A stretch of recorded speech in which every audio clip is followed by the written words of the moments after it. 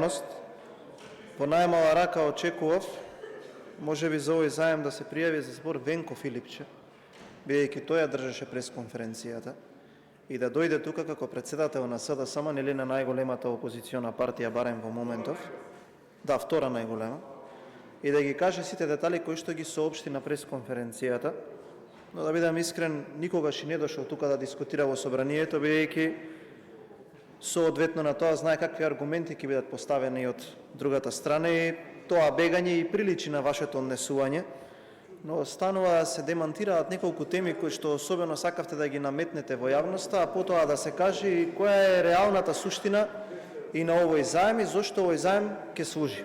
Ние можеме сега да слушнеме многу економски теории од многу економски во наводници генијалци кои што имаа можност 7 години да ја управуваат владата и економијата да биде една од клучните дејности за која што и така катастрофално бевте поразени. И нема тука да користам никакви навреди, заради тоа што сметам дека се нецелоисходни. Туку ќе кажам дека сите аргументи кои што ги поставувате, дали од пресконференциите, дали од оваа говорница, едноставно не се точни, бидејќи немаат никаква врска со реалноста.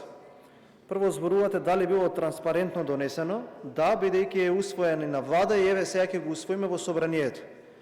Зошто вие одлучивте да ја бойкотирате расправата и да направите преседан и да не ја закажете комисијата, а покрај тоа лицемерно вашите општини први да аплицираат на отворениот повик за финансирање на проекти, тоа е на ваша работа. Јас да бев на ваше место, сметав дека е многу подобро да закажеме комисијска расправа, 3 дена да дебатираме можеби по 20 часа на ден, но сите аргументи кои што ги имавте да ги соопштите таму, па медиумите и јавноста да беа запознаени. Вака оставивте впечаток дека бегате од вистината, која што и де факто е вистина, бидејќи не се соочивте со аргументите, туку избегавте во собраниските ходници за да не слушнете сето она кое што вие како прашање ќе го наметнете, а ние како одговор ќе го дадеме.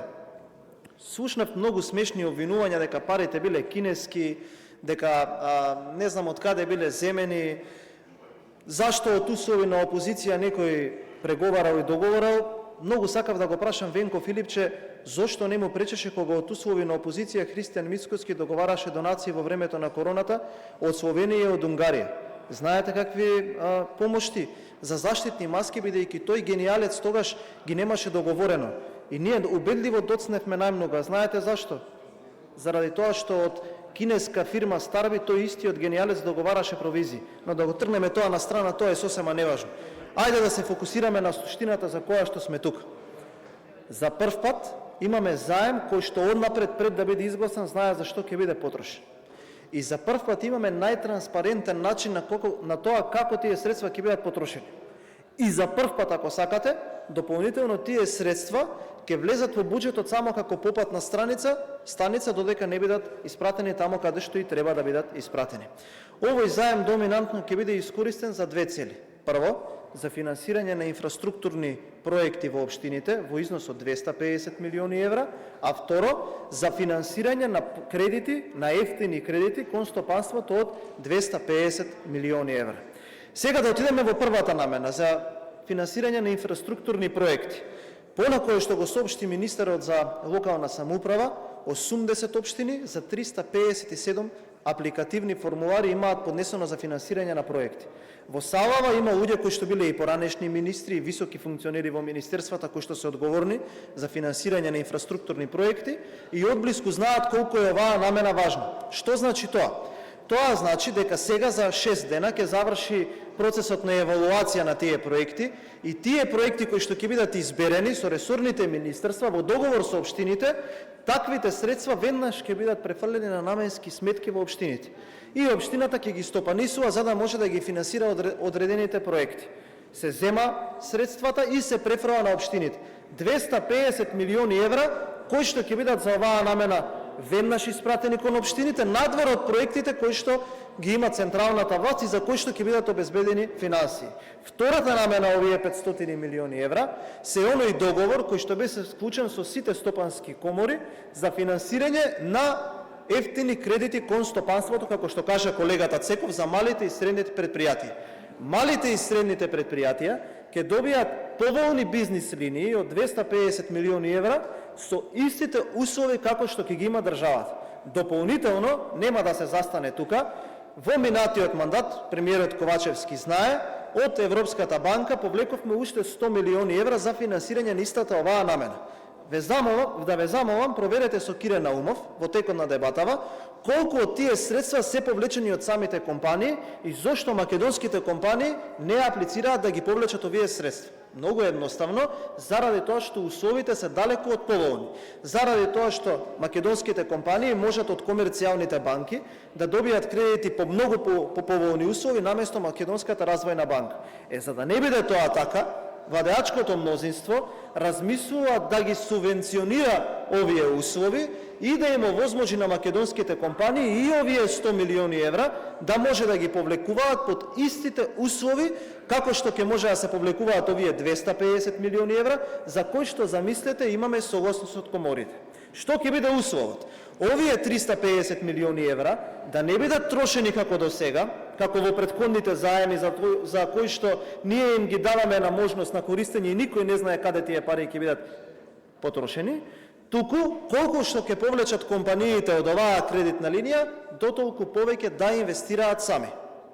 Условот ќе биде во производствените капацитети или во другите нивни капацитети на аутпутите да имаат одреден процент на успешност. Тоа значи дека во наредните години ние ќе имаме инвестициски буст во стопанството од 700 милиони евра. Што гарантира ова? Ова гарантира 5000 работни места годишно и раст на бруто домашниот производ од 5%. И овие средства нема да ги контролира државата, туку ќе има преговори со комерцијалните банки и да се прашаат дали ќе наплаќаат провизија и доколку наплаќаат, овие средства нема да идат преку нив, туку ќе иде преку развојната банка. По-транспарентно никогаш од ова и не било. Тие се условите. А за тоа дали биле јавно соопштени или не, имате материјал од 32 страни.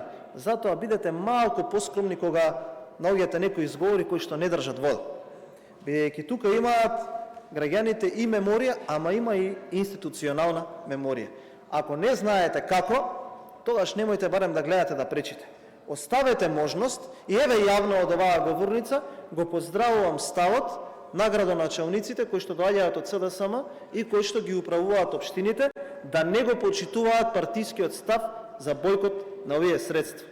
Бидејќи овие средства се ставени и дадени на можност за да ги користат граѓаните. Ова е нашиот план како да ја активираме економијата. Јас не сакам да споредувам, но ќе кажам само уште еден пример пред да завршам со мојот говор. Овие 250 милиони евра кои што ќе бидат овозможени кон општините, кои што заедно со овие 100 милиони евра кои што ќе бидат дадени до крајот на годината се инвестициски циклус од 350 милиони евра за 6 месеци. Овој финансиски пакет за помош на општините ќе трае 4 години и ќе биде 1 милијарда евра дадена на оваа намена.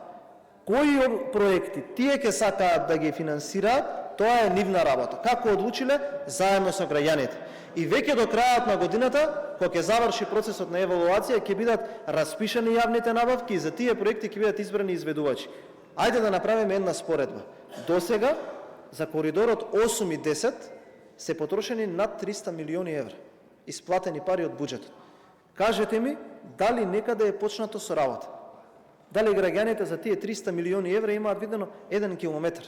Дали некаде стои нешто друго освен од онаа табла која што и таа падна, а каде што беше промовиран проектот?